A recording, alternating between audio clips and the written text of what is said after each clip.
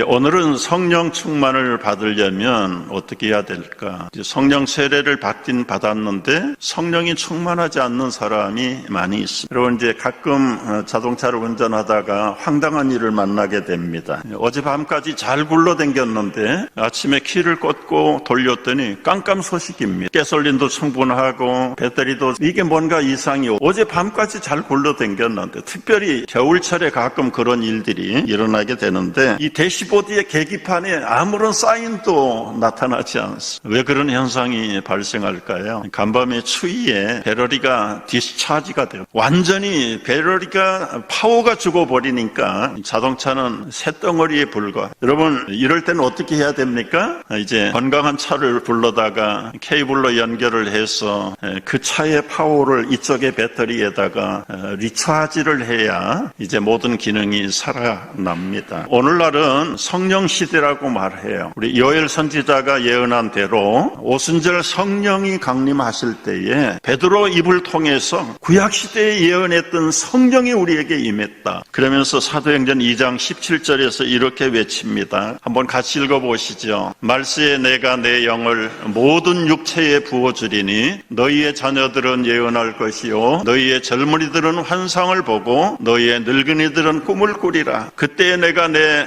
영을 내 남종과 여종에게 부어주리니 그들이 예언할 것이요 또 내가 위로 하늘에서는 기사를 아래로 땅에서는 징조를 베풀리니 곧 피와 불과 연기로다. 주의 크고 영화로운 날이 이르기 전에 해가 변하여 어두워지고 달이 변하여 피가 되리라. 누구든 주의 이름을 부르는 자는 구원을 얻으리라. 이 말씀을 잘 한번 여러분 검토해 보세요. 이제는 성령 시대가 왔다. 성령을 부어줄 터인데 누구에게요? 자녀들에게, 젊은이들에게, 늙은이들에게, 남녀노소 신분에 관계없이 모든 주의 이름을 부르는 자들에게 성령을 부어주겠다. 이 예언의 말씀대로 베드로와 120명의 성도들이 다락방에 올라가서 열심히 기도하다가 오순절 성령 강림이 그들에게 임하기 시작한 이후에 오늘 2000년 동안 강림하신 성령은 주의 이름을 부르는 모든 자들 속에 강력하게 이제도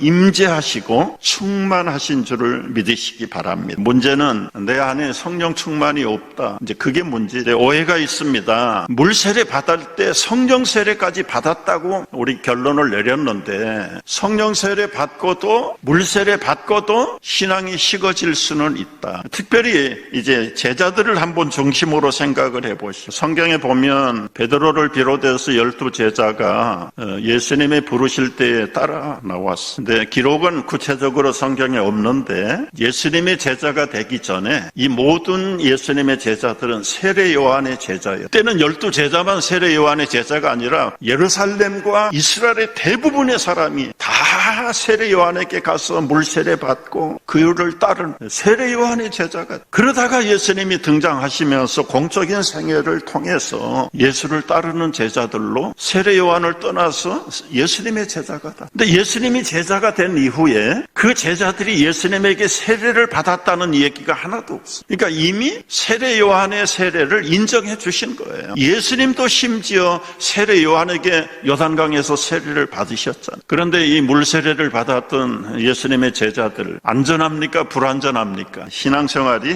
형편이 없어. 그들이 얼마나 형편이 없는 사람인가. 예수님이 마지막 잡히시기 전날 밤에 발을 씻어 주시려고 대야에다 물을 떠가지고 수건을 옆구리에 그리고 베드로의 발을 씻으려고 하니까 절대로 내 발 못 씻깁니다. 내가 너의 발을 씻기지 않으면 너와 나는 상관이 없다. 아 그래요? 그러면 머리까지 목욕까지 시켜주십시오. 그랬더니 요한복음 3장 13장 10절에서 예수께서 이르시되 이미 목욕한 자는 발밖에 씻을 필요가 없다. 온 몸이 깨끗하니 너희는 끝하나 다는 아니다. 가룟 유다 한 사람을 가르쳐서 얘기하는. 그러면 나머지 11제자는 세례 요한에게 물 세례 받았을 때 목욕했다. 그런데 그 목욕을 한 것이 몸은 깨끗하지만 이제는 손발이 더러워지지 않았냐. 그래서 발을 씻겨주는 거다. 손은 이미 음식 먹기 전에 다 씻었어요. 근데 발은 아직 안 씻었어요. 여러분 여기서 참 생각해 볼 것이 많아요. 물 세례 받았던 베드로 제자들 계속해서 주님 줄기차게 순종하고 따라갔습니까? 예수님 모른다고 부인하고 저주하고 원망하면서 예수님 멀리 도망가버렸어요. 예수님이 십자가에서 죽으셨어요. 그 십자가 밑에는 사도 요한 한 사람 빼놓고 한 사람도 보이지 않아. 그들이 믿음 있는 사람입니까? 예수 믿는 사람입니까? 그때까지도 믿지 않던 사람. 그런데 예수님이 부활하셨어. 부활하셔가지고 절망 가운데 있는 제자들 속에 나타나셔서 사도행전 1장 4절에 오늘 말씀 보면은 승천하시기 전에 사도와 함께 모이사 그들에게 분부하여 이르시되 예루살렘 떠나지 말고 내게 들은 바 아버지께서 약속하신 것을 기다리라. 요한은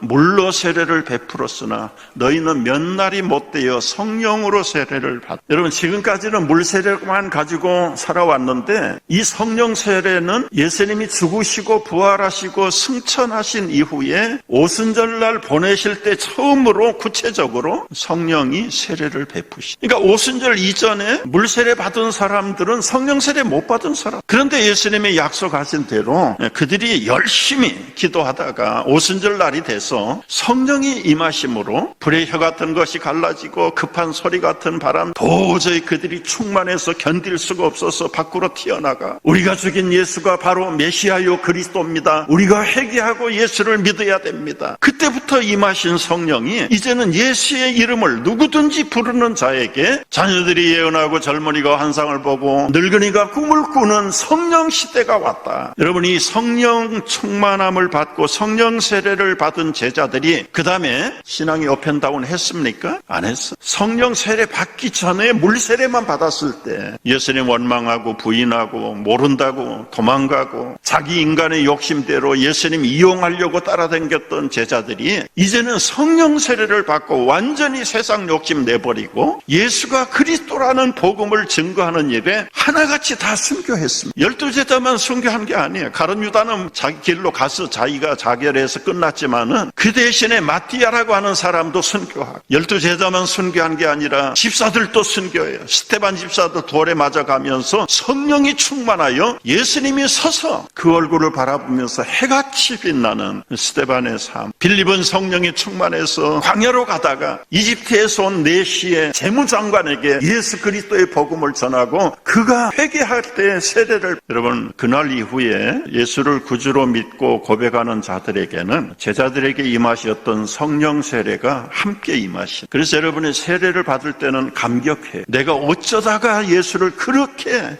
예수 믿으려면 내 주먹 믿으라고 헛된 소리 하던 사람이 어떻게 예수님이 우리에게 찾아오시고 나를 구원하셨다는 사실 앞에 뜨거운 눈물을 흘리고 내가 죽도록 주님을 위해서 살겠다고 결단하는 그것이 우리의 의지와 결정에 되어진 일이냐. 성령이 들어오셔서 거듭나게 하시고 깨닫게 하시고 확신 주시고 그리고 살아야 될 사명, 내가 해야 될 일이 어떤 일인가를 확고하게 가르쳐 주시는 사건이 바로 물세례 받을 때 성령 세례가 임했다는 것이. 여러분 이 논리적인 성경적인 순서를 잘 깨달을 수 있기를 바랍니다. 문제는 자동차의 배터리가 방전되듯이 예수 영접하고 세례 받고 성령으로 세례를 받았다고 말하지만 우리 부부들이 신혼기가 지나가면 뜨뜻미지근한 신앙처럼 사랑처럼 식어지는 것처럼 성령과의 관계도 주님과의 관계도 그럴 수 있다. 그럴 수 있는 건 좋은데 주일날 교회에 가는 것만 달랐지 그 나머지의 삶이 전혀 불신자나 신자나 다름없다면 이건 좀 심각한 문제. 직장에 가서도 수년 동안 내가 그리스도인인지 아닌지 모르면서 지나가는 경우가 나오고 일부러 표도 내지 않아. 밥 먹을 때 감사 기도도 안 해. 왜냐하면 예수쟁이로 표가 나면 불리당하고. 그리고 또 어떤 분들은 성령 충만하라 그러면 뭐 세상 일은 제쳐놓고 그냥 죽으나 사나 교회만 쫓아다니고 뭐 방언한다고 짓거리고 뭐 표적을 봤다 그러고 환상을 봤다 그러고. 나는 그렇게 광신도 같이 믿고 싶지 않다. 세상이 그런 사람 때문에 교회를 오지 않는다. 좀 고상하게 품위 있게 맞는 얘기 같지만 틀린 얘기. 그래서 마치 성령 세례, 성령 충만 그런 얘기하면 꼭 예수쟁이들 소수의 이상한 불경건한 사람들처럼 취급하고 나는 현대인처럼 교양이 많고 표가 나지 않는 사회 한 사람으로 성숙한 사람으로 인격적으로 보이기를 원하고 하고 이제 이렇게 좀 혼란스러운 분들을 위해서 오늘 성령 충만 설교를 준비한 겁니다. 교회를 보며 나를 보면서 요한계시록에서 부활하신 예수님이 재림하신 예수님이 지적하시는 말씀이 4대 교회에게 내 행위를 안 오니 너는 살았다 하는 이름은 가졌으나 죽은 자로다. 믿음이 있다 하는데 그 믿음이 어디 갔냐? 죽은 자처럼 됐다. 너는 일깨워서 그 남은 바 죽게 된 것을 굳게 하라. 여러분 이 도표를 한번 보십시오. 이제 성경 66권을 제가 이렇게 좀 정리를 해봐. 구약시대 창세기부터 말라기까지 39권 구약시대에는 성부 하나님의 단독 사역입니다. 좀 꼭 이렇게 이제 삼위일체를 구분할 때에 좀 무리는 있지만 구약에 예수님 안 나타나자. 성령님도 나타나지 않아. 오로지 성부 하나님이 천지를 창조하시고 사람 지으시고 물론 우리가 단수를 복수를 쓰신 건 사실이지만 간단하게 설명하면 구약 성경의 주인공은 성부 하나님. 신약시대에 약속하셨던 성자 예수님이 오셔서 표적을 행하시는데 내가 내 마음대로 하는 거 아니다. 나를 보내신 아버지의 능력을 나는 행할. 사복음서에 나타난 예수님은 예수님의 능력이 아니라 아버지께서 주신 권세를 가지고 나는 말하고 표적과 기적을 행한다. 그 예수님 성자 시대가 사복음서에 나타나. 그리고 결국은 죽으시고 부활하셔서 승천하신 이후에 예수님은 더 이상 나타나지 않아. 예수님이 나타나지 않는 대신에 성령을 보내셔서 승천하신 이후 오순절 날부터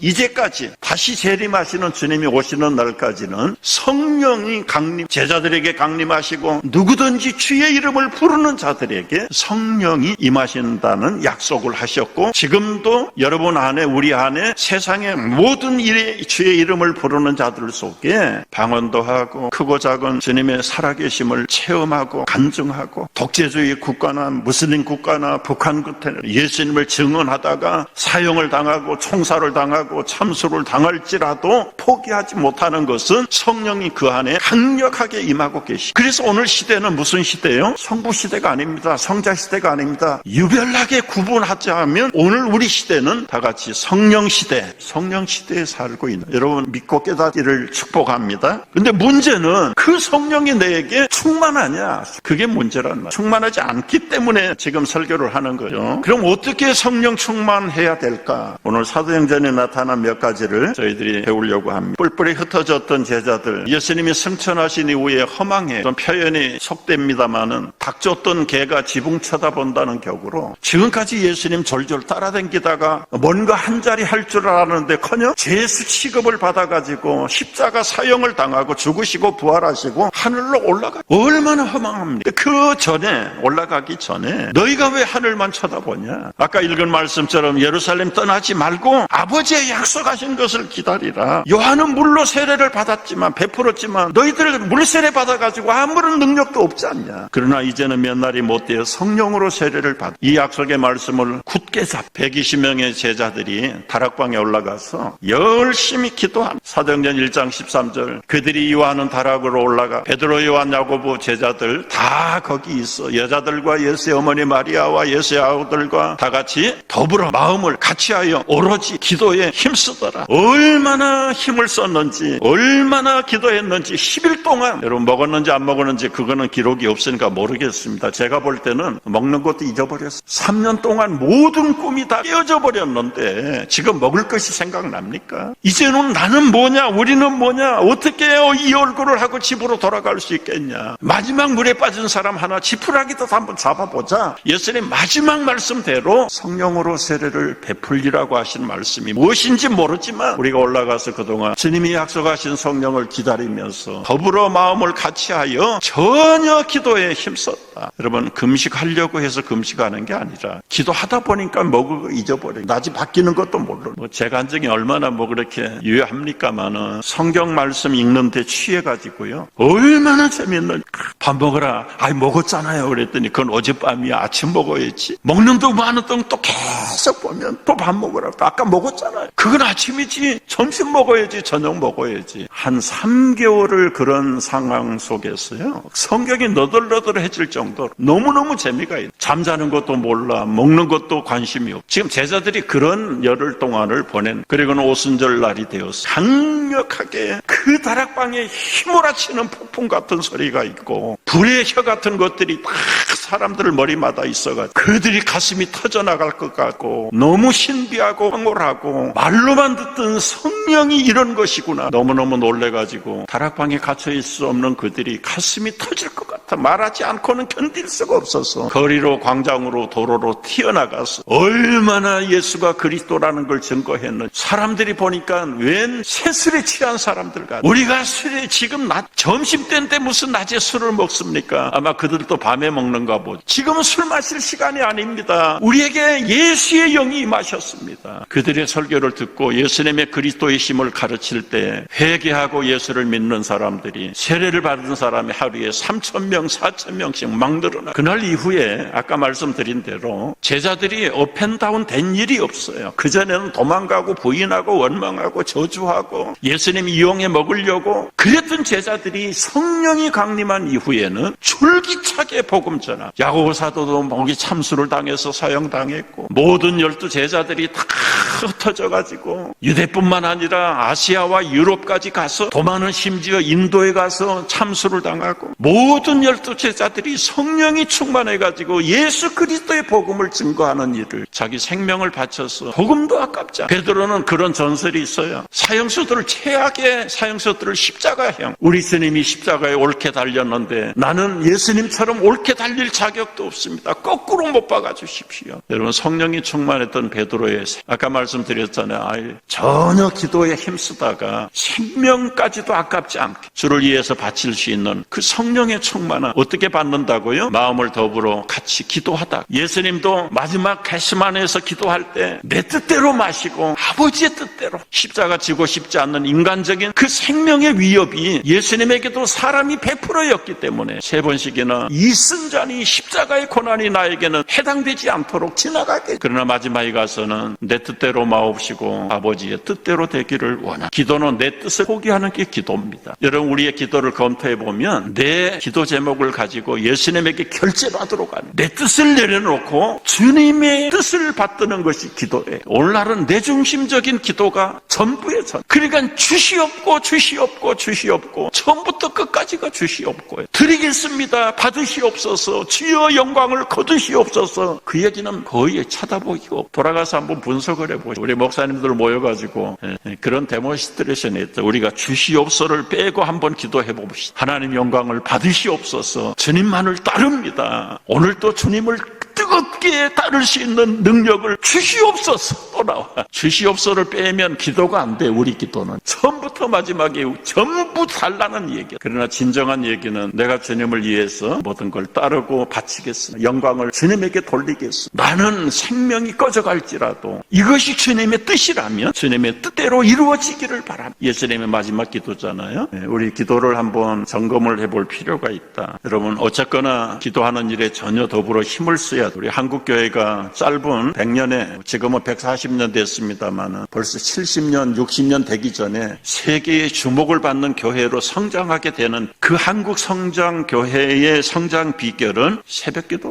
지금도 세계의 지도자들이 한국의 새벽기도 배우러 가요. 우리 믿음의 선배들이 새벽기도 했어요. 근데 요즘 젊은 목사들마저 새벽기도는 비브리칼하지 않다. 예수님이 어쩌다가 새벽에 한번 일어나서 기도한 걸 한국교회가 무지하게 고집스럽게 그 인간의 생리도 무시해버리고 그 새벽에 4시에 4시 반에 5시에 깨워가지고 기도하고 그 사회적으로 열등한 사람들 어디 가서 호소할 데가 없으니까 이게 여러분 새벽기도는 한국교회의 부흥의 원동력이었어요. 여러분 신앙생활을 한번 해요. 언제 기도하세요? 쿨쿨 잘 거 다 자고 먹을 거 다 먹고 즐길 걸 다 즐기면서 기도가 끊어진 지가 언제입니까? 기도는 우리 영혼의 호흡이라고들 말하는데 한국교회는 3일 기도회가 있어요. 수요일 날이 예배 후 3일 다시 한번 기도하러 모이는 것이 3일 기도. 한국교회는 금요 심야 기도, 철야 기도도 해야지. 금식 기도, 단식 기도, 릴레이 기도, 엄청 기도의 종류만 해도 도시까지. 현대 도시교회 교인들 기도를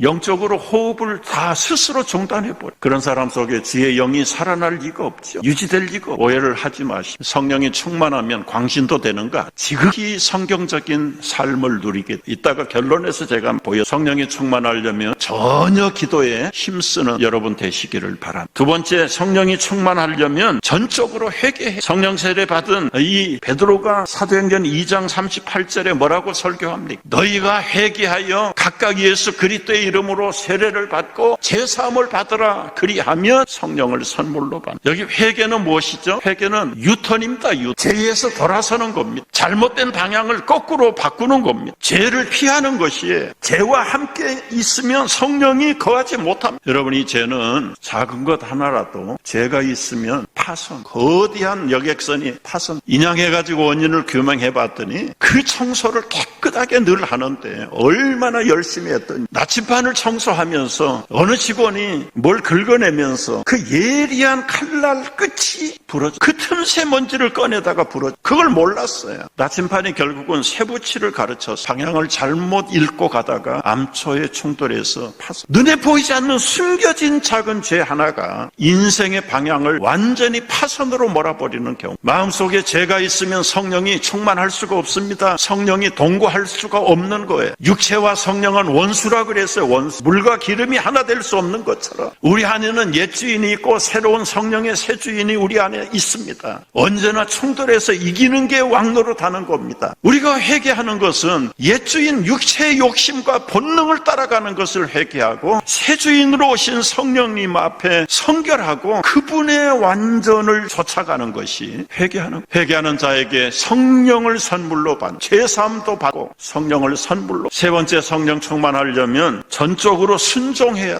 5장 32절에 이스라엘에게 회개함과 죄사함을 주시려고 그를 오른손으로 높이사 임금과 구주로 삼으셨느니라. 다 같이 우리는 이 일의 증인이요 하나님이 자기에게 순종하는 사람들에게 주신 성령도 그렇다. 성령으로 충만하려면 순종하지 않고는 안 된다. 순종이 제사보다 낫다. 우리가 예배에 은혜 받으러 왔지만 은혜 받으려면 하나님의 뜻 앞에, 말씀 앞에 순종해요. 순종은 여러분 쉬운 게 아닙니다. 때로는 내 가진 것을 버려야 돼요. 내 뜻을 포기해야 돼요. 나의 가치를 상실해. 온전히 주님의 뜻 앞에, 주님의 길 앞에, 주님의 방향으로 행동하고 의지적으로 결단을 내리고 따라가는 것이 순종. 목적지가 반대로 가는데 탄식해요. 나 이렇게 하면 점점 멀어지지.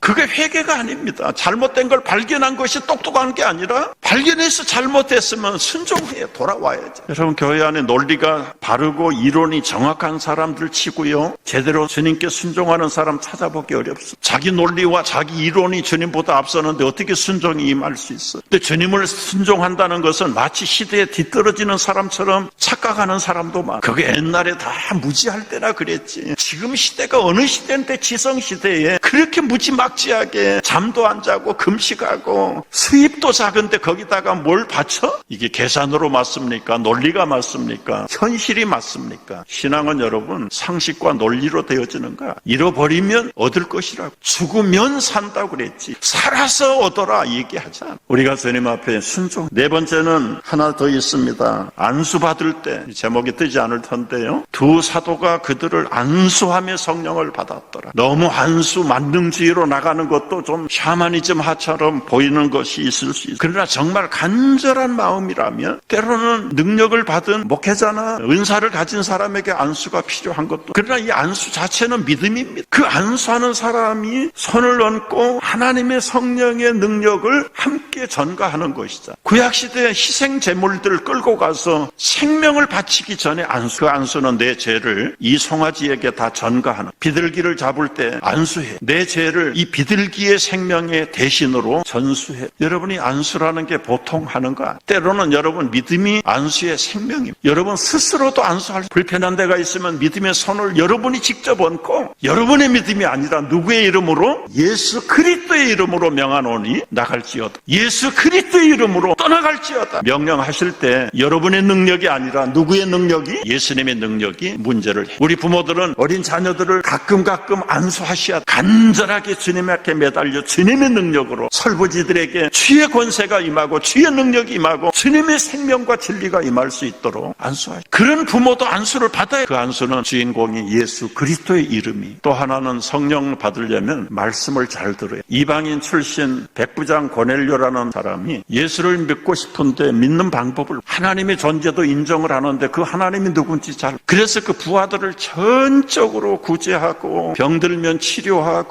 그런데도 영적으로 마음이 칼칼한 거예요. 그러다가 기도하는 가운데 환상을 봤어. 고넬료야, 저 아무 곳에 사람을 보내면 베드로라는 사람이 있다. 그 사람을 청하여서 너희 집 모시고. 그 시간에 베드로도 기도하러 올라갔는데요, 기도하는 가운데 보재기에 먹지 못할 짐승들이 가득. 우리 2주 전에 이정환 목사님 주일날 잡아먹으라 설교하셨죠? 그 환상을 보고 나는 부정한 것은 먹지 않습니다. 율법이 정하지 않는 것은 먹지 않습니다. 3번씩이나 거절했는데 하나님이 깨끗하다는데 네가 왜 안 먹어? 잡아먹어. 그때서야 정신이 바짝 들어서 아하, 이건 율법의 이야기가 아니라 이방인에게 가라는 이야기. 그 타임을 맞춰서 문을 두들렸는데 고넬료 집에서 사람을 보내. 그래서 그 집에 가서 예수 복음을. 여러분 10장에 보면 베드로가 고넬료 사람들에게 말씀을 전할 때에 성령이 내려. 지금도 이 말씀을 진심으로 받는 자들에게 성령이 내려오실 줄로 믿으시기 바랍니다. 말씀이 성령이에요. 천지를 창조할 때 말씀으로 창조. 그 말씀이 성령입니다. 예수님의 원래 별명이 나는 태초에 말씀으로 계셨다. 그 말씀이 성령이다. 설교를 우습게 여기면 안 돼. 경솔하게 취급하면 안 돼. 기록된 말씀, 생명의 말씀, 진리의 말씀, 이 말씀대로 내가 살고 이 말씀대로 주를 따. 그런 자들 속에 성령이 임하는 줄로 믿습니다. 여러분 성령 충만, 술 취하지 말라. 성령 충만 받으라. 성령 충만 받으면 어떻게 된다고요? 에베소 5장 19절 말씀을 보시면은요, 여기 시와 찬미와 신령한 노래들로 서로 화답하고 너희 마음으로 주를 노래하며 찬송하며 범사의 예수 그리스도의 이름으로 항상 아버지 하나님께 그리스도를 경외함으로 피차 복종하겠다. 성령 충만하면 여러분 영이 기뻐요. 그래서 이 찬송을 안 할 수가 없어요. 노래를 안 부를 수가 없어요. 술 취한 사람도 자기 정신이 아니고 기분이 좋아가지고 뭐 술 타령을 해요. 노래를 불러요. 이 술 취한 것과 성령 취한 것이 공통점이 너무 많습니다. 근데 성령이 우리의 영을 새롭게 만들 때 경험할 수 없는 새로의 영을 부어주시기 때문에 시와 찬미와 신령한 노래로 서로 화답, 마음으로 주께 노래하고 찬송하고. 성령 충만하면 이 찬송은 평화할 때,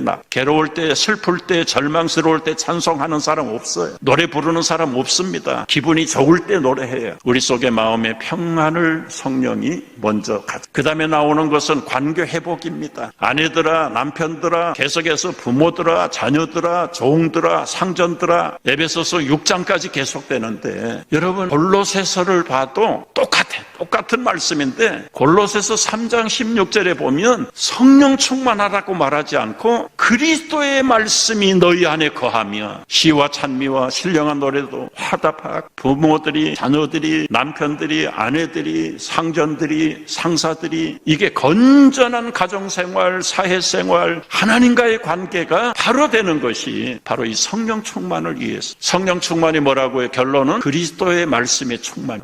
말씀을 붙들고 기도하고 말씀을 붙들고 순종하고 말씀을 가지고 헌신하고 말씀을 전하고 말씀 앞에 나의 삶을 완전히 헌신할 때에 우리는 정상적인 광신도가 아닙니다. 치우친 사람들이 아니에요. 평화로 찬양하고 찬미할 때 그게 왜 잘못된 겁니까? 아니잖아요. 때로는 은사는 다른 면이에요. 다음 주는 은사에 대해서 말씀을 드리려고 하는데 성령 충만이나 성령 세례하고 은사는 또 별개.